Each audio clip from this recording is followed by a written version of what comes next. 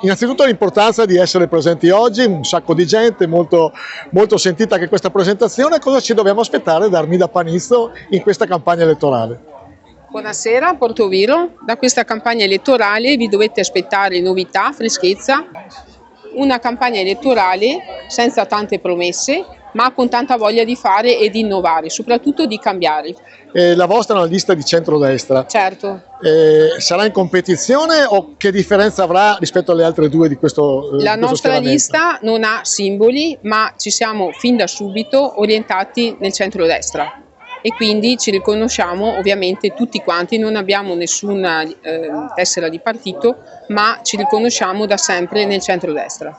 Siamo un gruppo moderato che ha voglia di cambiare e di fare cose nuove. Tra i veterani, Luca Guolo, cosa ha trovato in questa compagine rispetto alla passata e precedente? Ho trovato sfida? Tanto entusiasmo e soprattutto voglia di lavorare seriamente nell'amministrare i conti in maniera corretta e pulita.